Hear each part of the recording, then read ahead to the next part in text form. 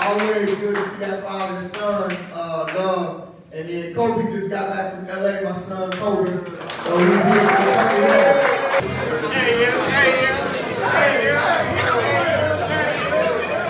couple of So, my brothers that are new here, what we need from you is your name, what you do, whether you're in school, you're working, or looking for work, and then important for a lot of us in here, how you found out about the lab. All right, everybody cool? Testing. Okay.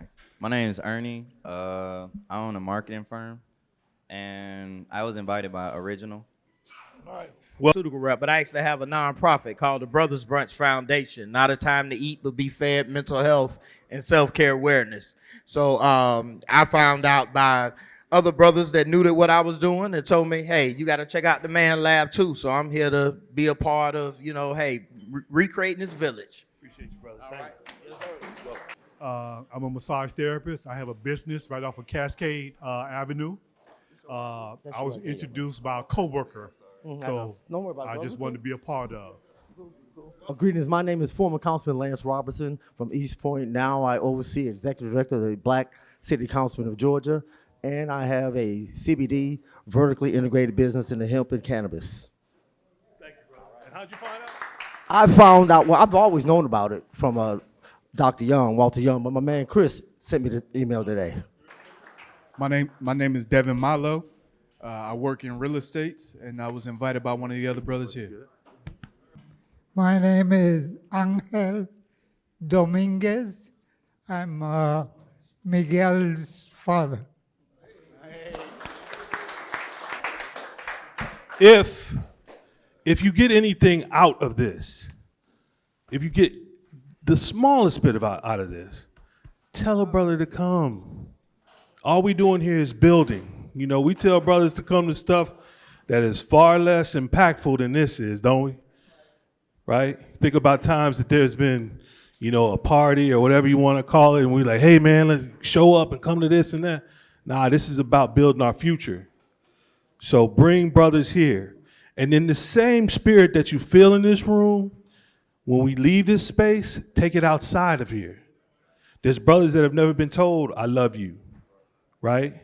We walk down the street past brothers all the time and just head down and keep past them, right?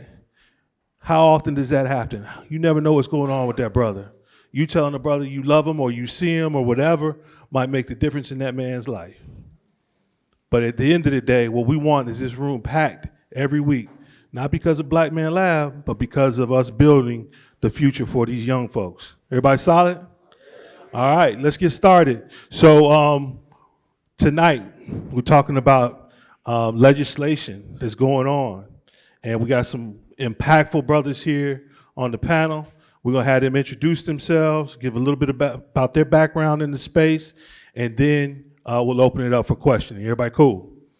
So we want to start on your. What I do is publicize and politicize how we get more black men into political education, understanding civic engagement at the lowest level. A lot of people only know about federal elections, but I go around the entire state to city government, state government, and I hold all of our elected officials accountable.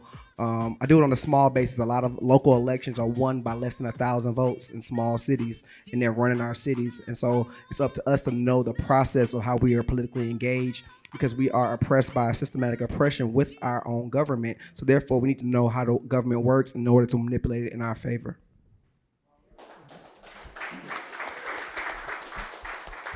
Good evening, everybody. James Major Woodall. I'm a policy associate at the Southern Center for Human Rights. We are a nonprofit law firm, and we work to end the criminalization of race and poverty, as well as ending mass incarceration as a whole. And so my job is, as a state lobbyist, is to really work day in and day out with folks like Representative Jackson and others to ensure that what's being considered or laws that are being passed do not. Oh, I'm sorry. Can y'all hear me now? Yeah. Perfect. Do I need to start over? Okay. But our job really is to work with the state legislators to ensure that the bills and laws that they're passing do not harm our communities, because a lot of what they do is they expand what we call the code, or the laws that are on the books, and it's enacting mandatory minimums. It's expanding the footprint of the incarceral state. And so our job day in and day out is to make sure that we are essentially defending our community from the state in all of its violent ways.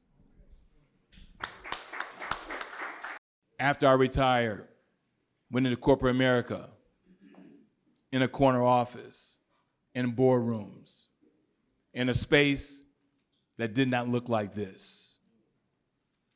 And now, in my 4th term, my 8th year, under the Gold Dome, in a space that doesn't look like this. So to go from being a military officer, defending a constitution and democracy that looked at us as 3/5 of a person, I've yet to find 3/5 of a person. If you find one, please let me know. And in corporate America, the Fortune 500 been around for 70 years, and there are only 6 black CEOs. When you think about what I do today as a state legislator, so far in this session, over 1,400 bills between 2 chambers, 180 of us in the House, 56 senators. That's 236 individuals trying to govern 11 million. And those bills do not reflect us. We just passed a $37.5 billion budget that doesn't reflect us. We brought forward a reparation bill. I'm a co-sponsor, but the sponsor is a brother that looks like us. And that bill is not going nowhere, because that bill requires for them to do those things that we need them to do in our community. Because we're sitting on $16 billion surplus. I emphasize the word surplus. That means after you pay all your bills and everyone else, you have $16 billion surplus. So it's great to be with you, brothers. My heart is filled, because everywhere I have been, from the military to corporate America, now under that Gold Dome, these spaces do not reflect us.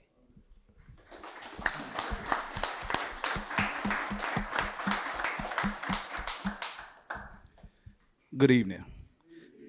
My name is Chris Brown. I'm a community strategist and organizer, a lobbyist, a mentor, a friend, a brother, and a son of Atlanta, as my brother Killer Mike would say. Just fortunate to be in a space of the Black Man Lab. It's always been a great safe place. And this year we're lobbying down at the Gold Dome with legislative priorities around cannabis and hemp. Those things that are near and dear to my heart over the last 7 years, and so I encourage those who are involved with things and issues that's near dear to their heart to get involved and get active. As he just said, there's a lot of bills that go through session that affect us, that doesn't reflect us.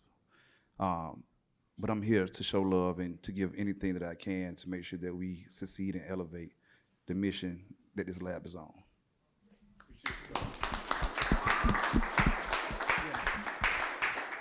So we're gonna open for questions here in a minute, but to the panel, I want to start out by asking, as I look around, I'm sure many of us pray, right? If you have a prayer life, or you spend time with the Most High, no matter what name you call it, just raise your hand, whether meditation or something, right? So how many of y'all know that Spirit is not coming down here to do nothing for us? We doing it ourselves. Y'all get that? Do you understand that? Now, get some help, but we have some work to do ourselves. Ashe? So, panel, what can we do to aid you all in answering some of these prayers that can get us up off our knees? Good morning. Show up. Show up how? What does that mean? Be in community like this, but also be in the rooms where the decisions are made. Show up to your city council meetings. Show up to your county commissioner meetings. Show up to, a lot of people talk about government and they talk about the presidency. If you don't know who controls the things that happen in your community, then you don't know nothing about the government. So do you know who your state rep is? Do you know who your city councilman is? Do you know who your county commissioner is? Do you know who your tax commissioner is? Do you know who the sheriff is? These people make the decisions that affect you, and it's free to show up. I took some young brothers from Morehouse down to the Gold Dome for crossover days, their first time there. All you need is your state ID. If you got warrants, don't go. Do not go. But if you got a state ID, they let you in, and you can walk around and talk to the person who represents you. These people are your voices. So first off, you have to know what district you live in, what parameters you live in to understand who governs your community. And then once you know who governs your community, then you can show up and hold them accountable. Like I said earlier, a lot of these elected officials around the state of Georgia, we have over 535 cities in the state of Georgia. How many of you know your mayor outside the city of Atlanta? How many people know the city councilman inside the city of Atlanta? How many people know who controls the budget for your community and why we don't get our resources allocated to us? In order for you to know these things, you have to at least be in the room. I'm not asking you to say a lot, just be present. Be present to see who's doing what and who's governing these situations so that you can understand what affects your life. A lot of conversations we have about politics is Trump and Trump and Biden all over. Those two situations are federal elections, but there's state government and there's city government. We have to learn how these two things work in our day-to-day lives to get our resources.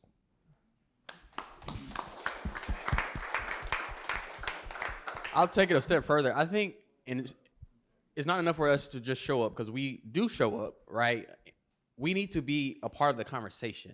And so what Representative Jackson said about us not being a part of the majority in that space is exactly true.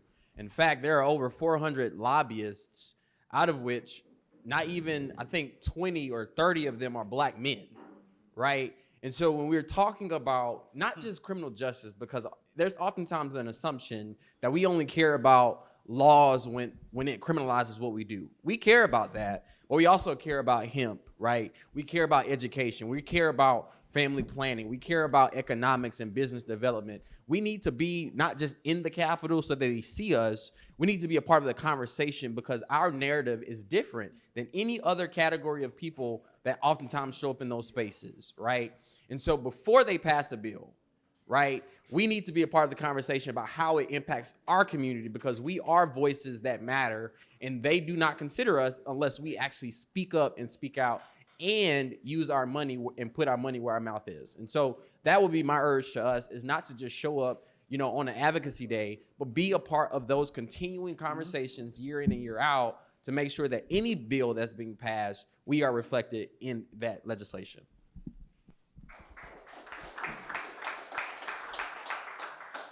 So the three words, and I appreciate that question, because even God will require for us to take the first step. If you really want to go to a spiritual realm, he will require for us to take the first step. He will require for us to acknowledge whatever that action is. So the three words I want to use is vigilance. I know the young people use woke. Okay, that's cool. But there's a difference between vigilance and being woke. See, because vigilance requires for you to be intentional. Intentional. Vigilance required for you to be intentional. And as a father of 4 daughters and 3 sons, the oldest being 30, the youngest being 18, I tell them all day, every day, they always talk about woke, woke, woke. It's great to be woke, but I need you to be vigilant. Vigilance requires for you to read, study. Those young men that I was playing chess with, he was being vigilant. He was watching every move I was making on that chess board. He almost beat me. You almost beat me, though. But he was being vigilant. The next word is accountability. Accountability. Now, I love the sisters. I love Black Girl Magic, all that stuff. But there's a reason why they're trying to use our sisters against us. Because part of accountability is pride in who we are. The other part of accountability is knowing our identity. If you don't understand the power that you have, you are powerless. Right. So when you're accountable, you understand your value, you understand your worth, you understand your power. Frederick Douglass. I am studying Frederick Douglass real hard right now, in the last 6 or 7 months. If you think about Frederick Douglass' plight, what he did and why he had to escape to go to New York, then he had the audacity to come back. During a time he's engaging a United States president. Think about this for a second. Forcing Abraham Lincoln. Because it wasn't about just Frederick Douglass himself. It wasn't about his freedom himself. So we got to move from the me to the we. We got to move from the I to the us. That's accountability. I am my brother's keeper is accountability. Right? The third and final word is vote. I know you're tired of it. But you cannot move in this system if you don't have the ability to vote. Why do you think they're after our vote? There's bills that's circulating across these United States to take away your right to vote. And when you have a presidential candidate talking about being a dictator do not allow for you to vote. The worst thing than voter suppression, brothers, there's only one thing that's worse than voter suppression. And that's low voter turnout. That means you're eligible, you're registered, and you do not exercise your power. They don't care if you don't exercise your power. If you can't vote, we can't have a conversation about public education, hemp, or anything else. Everything you do is around voting. I vote with my wife all the time, what we're going to have for dinner. Everything is around voting. And we cannot get tired. We cannot get tired of exercising because the very ancestors that we just gave reverence to could not do what we're doing today. Could not. And then even when they could, they had to guess the number of bubbles on a bar of soap. Come on, brothers. They're trying to dupe us. And I say us because it's the collective. I'm not free if we're not all free. I'm being real. And so today we started qualifying. For those who don't know what qualifying is, that means individuals who want to seek and run for office. They all came down to the Capitol today. Starts today, it ends on Friday afternoon. And it's all about who shows up. It's all about who's going to be vigilant and who will be held accountable.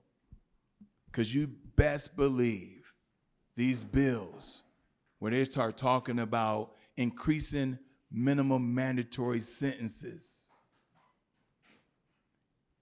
Every action that we do, brothers, the law is standing right beside you. And once you trip that legislation, that law, you can find yourself with a minimum mandatory sentence of 10 years before you even start negotiating. Before you even call Attorney Davis or any other attorney. That's appalling to me. And these bills, they're doing one thing and one thing only. Don't get it twisted. Is to keep us in our place.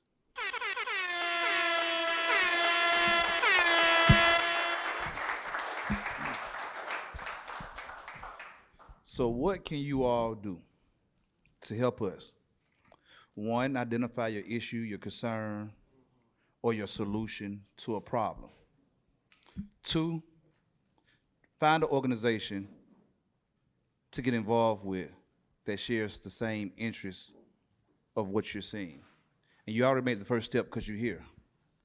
The third part is just simply get involved, make the first step, identify what a starting point, whether it's at the local level, at the state level, or the federal level. As he talked about mandatory minimums, you know, of course, the last 7 years I've been involved with the cannabis and hemp industry. And what people don't talk about who's in this space is the mandatory minimums that's in the bill that was passed in 2019. It was passed in 2019 and there's mandatory minimums in that bill and nobody talks about it. Even though we want to advance the program, there are some criminal elements that if you get caught with it, and the thing about it is when it passed or as we advance, you'll forget about that part. It was passed a long time ago. You wasn't even thinking about it. You on the new bill. You on the other parts of it. But if you put fire or any type of ignition to this oil that they call low THC oil or any other oil in your possession, there are mandatory minimums on it with a fine. So as you identify your issues, identify the organization. There's plenty of brothers in here that understand what's going on to some degree or another, or know there's only 1 degree of separation in Atlanta on anything that you want to know. So get involved, stay in tune, and identify the first steps.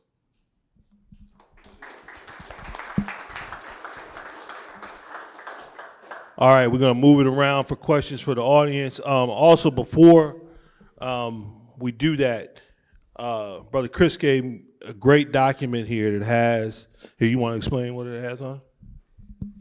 So I'll just basically print out some bills that passed crossover, and I also put some bills that didn't make crossover. And these are identified, such as property taxes, state income taxes, social media, cash bail, anti-Semitism, elections, prosecutor discipline, judge pay, traffic citations, lawsuits, union organizing. There's all kind of bills that were passed or not passed between the first day of session and crossover. So what I did was just took a little time and put it together. I also sent a link so y'all brothers can also share it, move it around, look at it. But it's that issue, identify your issue. There's an issue that relates to you somewhere that you can identify with on this document. So I want to pass it around, just identify your issue, and then that'll help you engage with somebody who's involved. Question, do y'all know what legislative session is? By show of hands, do y'all know what the legislative session is? Okay. Right, because that's why I didn't want to get too far ahead and we not break it down to the. So, legislators, well, stay rep.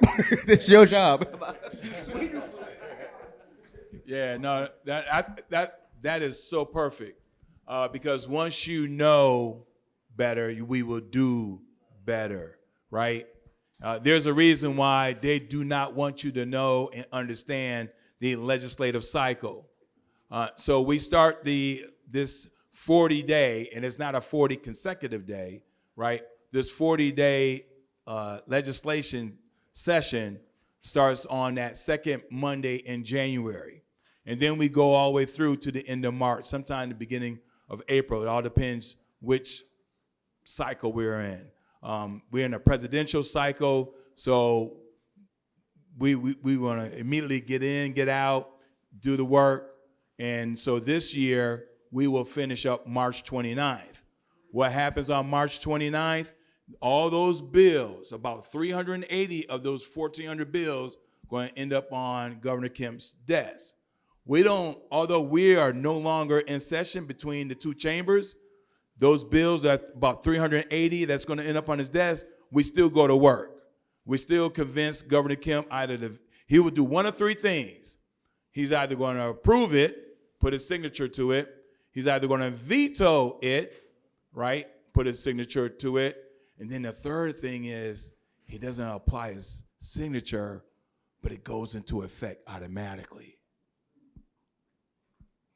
Y'all didn't know that, right? So if he doesn't approve it or veto it, those bills that's left goes into effect 1 July, just like that, okay? And so he has 40 days after we adjourn, which we refer to as sine die. He'll have 40 days to adjudicate those bills that end up on his desk. He also has the authority to apply bills immediately. He doesn't have to wait to 1 July. So some bills already this session, he has already signed into law, right? So basically the legislative session starts the first 3 months of the year, and then the other 9 months, we then what they call us going back to our districts for the other 9 months. And then in November, we start pre-filing bills again. So the best time to really engage your legislator, both in the House and the Senate, is when we're not in session. And if any of the legislators do what I do, most of my bills have been written by my constituents. I meet with my constituents, we have a town hall, and a lot of my constituents who cannot even vote created a vaping bill about 3 years ago, right before COVID. And these were 15 to 16-year-olds who met with me. There was about 7 or 8 of them. They couldn't even vote. We created a bill. We pre-filed it in November. My colleagues on the other side of the aisle took my bill, put their name on it. I didn't care. It didn't, mean anything to me about having my name on it. But they took the contents of the bill, and then we can talk about the shenanigans, right? Because crossover, a lot of people think, well, those bills are dead. Contraire. Contraire. If it's germane and it's in that code, we can take the contents from one bill that did not make crossover and stick it into another bill that did. We do some vicious stuff. I'm being honest and transparent. We call them the Frankenstein bills. That's what we call them. And so they'll resurrect themselves after crossover, and then we find ourselves, you're going against another House bill or another Senate bill with a different number, but the same content. And we got to defeat that bill again and again until sine die. If I could just add one quick thing, is that when you think about the laws, right? When you think about government, we oftentimes attribute the laws of the states that we live in, and here in our context, Georgia, with what the president does or what our senators or our representatives does. Everything that operates this country, or this state rather, in our communities are laws, right? We call them statutes. And so what the General Assembly is doing every year is revising our body of statutes, which we call our official code. So whether you think about crime, when you think about taxes, when you think about law enforcement being able to apply certain standards to determine whether or not a crime was committed, you think about everything that operates this community, this is what we do at the Capitol every single year. And so when we say we're going down to the Capitol to address the harm that the state is doing, they're taking away healthcare, right? Hospitals are closing, right? Hemp, right? People being able to go freely to get healthcare, for their family planning. All of those things are statutes that are being discussed each and every year. And so for the first 3 or so months of the year, that's what's happening. So I just wanted to make sure we understood that. Yeah, and to follow that up, just to close, you're gonna the state government is what you live by day. You're not really committing too many federal crimes unless you cross state lines. But things like the gun laws, things like marijuana laws, things like abortion rights, these things are governed by your state. These decisions are made by your state. So therefore, we need you to know what district you live in. What's your number on your back? He's in District 60. How many districts is there? I got 6 cities. Oh, how many districts is there in the state? Oh, it's 180. So 180 in the House, okay. 56 in the Senate. You need to know who represents you in your district. They are your voice. Most people, their job is to bring resources back to your community. If they aren't doing their job and bringing the district that they live in better resources, then you vote them out of office. You hold them accountable. But you have to be able to be engaged in what you want. So therefore, I had a guy yesterday, he saw me on the news talking about the sports betting bill. He said, I'm 42 years old, I ain't never voted. But if y'all want to make some money on this sports betting, I'll be there. I was like, bet. But you got to figure out what your issue is. You know, these are issue-based topics. Take away who you like. Take away these parties. Figure out what issues you want to push forward as black people. Think about a collective issue. What can be better for us as a whole? Ashe. All right. We're already pushing the time, so it's moving around. Molly, you want to say? If y'all could just give us two things that have crossed over that we need to be concerned about, right? Like we just need specific, the two things per person really quick, that'd be helpful, you know, in terms of us engaging. Most important thing I think we should be concerned about is the cash bail. So Senate Bill 63 will require cash bail for 30 additional crimes, including some misdemeanors, and would impose new rules and nonprofit bail funds. So what that means is that a lot of times in the work that I do, we go protest and we go fight for things, and sometimes we're arrested. If this bill passes, you can no longer, they only allow nonprofits to bail out 3 people for the entire year. Just 3 for the entire year. And also lower level crime. So if you live in the city of Atlanta, if you get pulled over for possession of marijuana, you just get a $75 ticket. If this bill passes, you go into jail, and you can no longer get a signature bond. You cannot sign yourself out. So it's a crime against poverty. What it's doing is allowing people to sit in jail who don't have the cash to bail themselves out, when normally you would be able to get a signature bond. So that's one of the most important bills that I've been looking at. And earlier, let me see, you said 2. Yeah, that's SB 63. I'll just go for that one. So I got 2 real quick ones. One is Senate Bill 531. Senate Bill 531, what it is what we consider to be a new offense that adds the offense of material support of terrorism. Why this is important? In the context of the conversations around Israel and Palestine, they are trying to go after students who are protesting for Palestine, pro-Palestinian protest, right? And so they're trying to consider that to be terrorism, while at the same time you have Cop City conversations happening where you already have nearly 70 people already under indictment and charged with RICO as well as domestic terrorism. And so we're seeing this pattern of criminalization of poverty, but also criminalization of protest and speech. And so we're very much so concerned about that. The other bill I'll mention very briefly is House Bill 1131, which is a bill that talks about immigration. How many of you all are familiar with the murder of the young lady in Athens? 1105, excuse me, I see numbers in my head, 1105. The issue with that bill, outside of the obvious, in terms of our brothers and sisters who are immigrants, and let's be very clear, immigration is not a Hispanic or Latino issue, right? Black brothers are immigrants too. And so when we give police the opportunity to do now what we consider to be stop and frisk, right? But not just stop and frisk, now stop and arrest and ask questions later. That's what the bill does.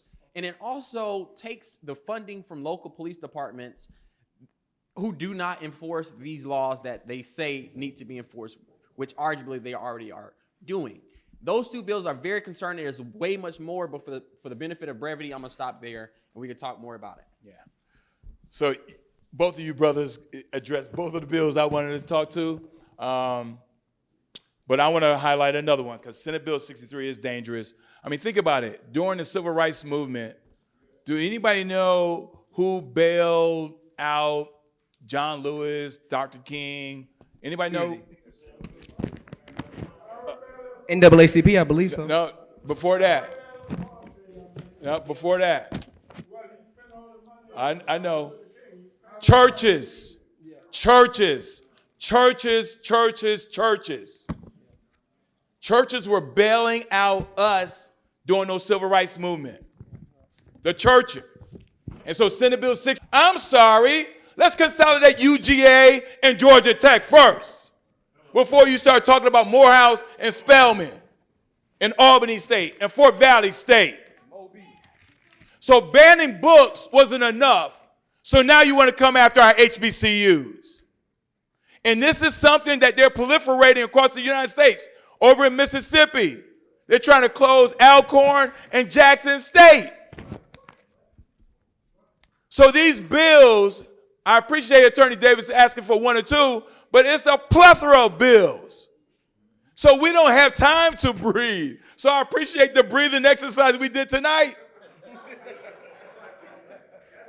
But I'm just being honest. House Bill 1093, yes, sir. So I'm saying when you think about, and that's why I caution about giving numbers, right? Because it's 1093 today, it's Senate Bill 63 today, it's 1105 today. But tomorrow they'll take the contents out because it's germane. I'm not talking about Jermaine Jackson. And then they'll take it out and insert that content into another bill. And it may or may not even be in alignment to the code. Right? But that's how dangerous this stuff is. So I invite you all to go to legis, legis.ga.gov.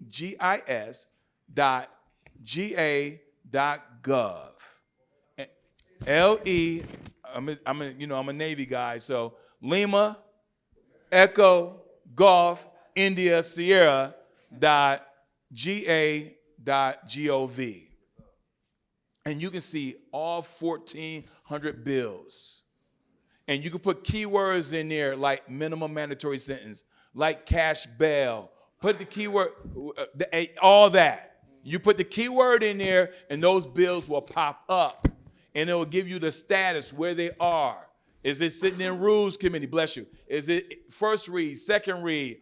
All the information is right there. We're required by law to let you all know. The other bill that's infuriating is House Bill 917. Y'all know what that is? It's the budget. It's the number one reason why we have to convene. In accordance with the Georgia Constitution, we only have one rule only. That is to pass an operating budget. So all this other legislation is just gravy. But we're required by the Georgia Constitution to pass an operating budget. And when you got $37.5 billion that's not reflecting our needs, that bill is a problem too. If I could really briefly, a positive bill, because we oftentimes talk about the negative bills. House Bill 1054, very small but very impactful. We had Deacon Holloman, who passed away, was murdered, right? Yeah. But there's a bill, House Bill 1054, passed the House, is now in the Senate, that allows for people to deny or refuse to sign a citation, right? And then not be arrested. Because we see officers throwing people in jail simply because they do not want to sign the citation. So that's a bill that has passed the House and is now in the Senate, and we're working diligently to see that into law.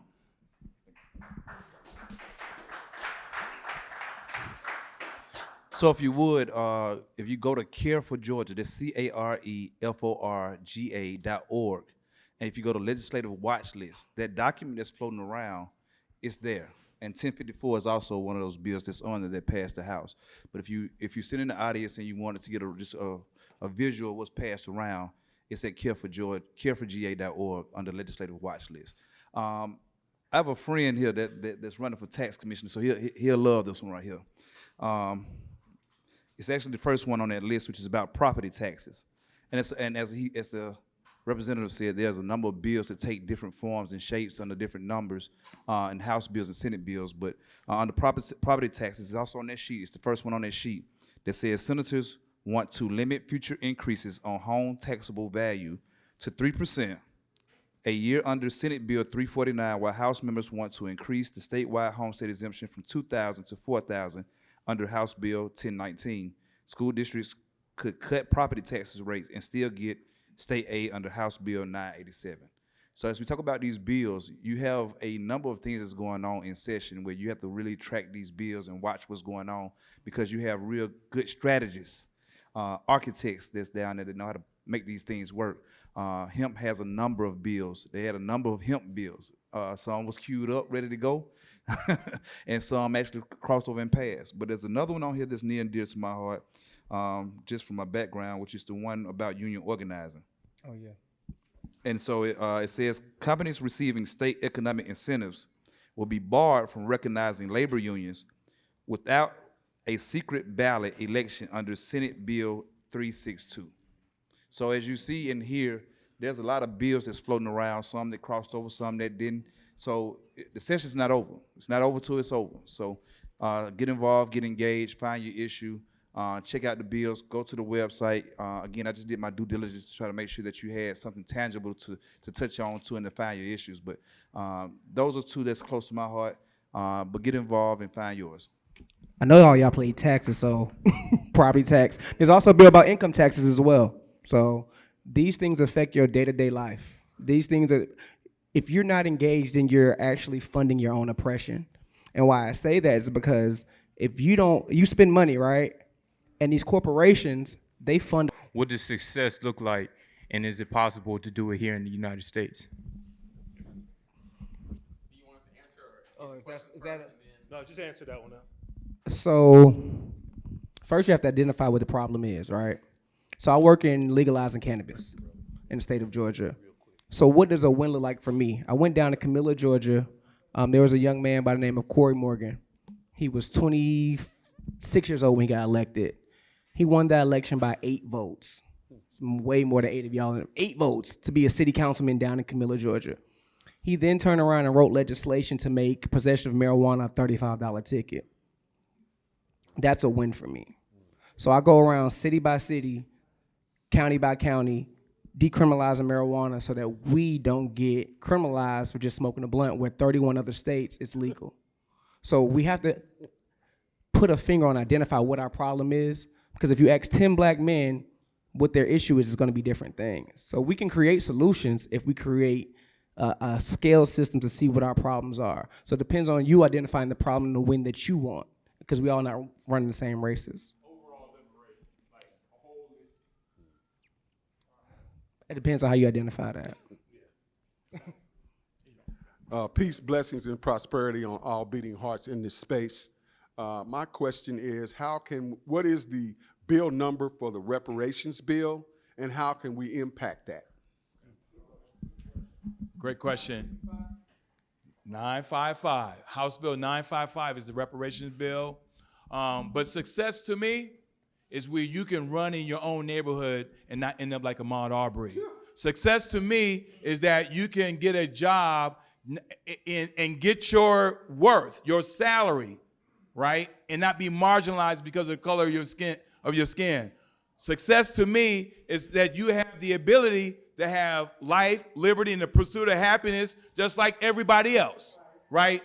Success to me is that we don't have to be profiled when we go to a store.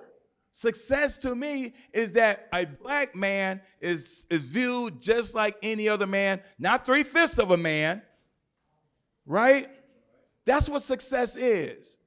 And it's going to require for us to do our Father's work. And that part of that work is that we have to mobilize. Again, I love my sisters. They know that they're going to show up 98% of the time. But you cannot just keep feeding a black man kibbles and bits and expect for us to get filet mignon. So success to me, I appreciate your question, brother, is that we have the ability to watch these young kings, Prince, my 4-year-old grandson, to be able to live a full life and not be cut down by a bullet because of the color of his skin. That's what success is. Ashe. All right, everybody can hold, please. And just repeat after me. I'm a link in this chain. I'm a link in this chain. And it won't break here. And it won't break here. I'm a link in this chain. I'm a link in this chain. And it won't break here. And it won't break here. We are links in this chain. We are links in this chain. And we won't break here. And we won't break here. Ashe. Ashe.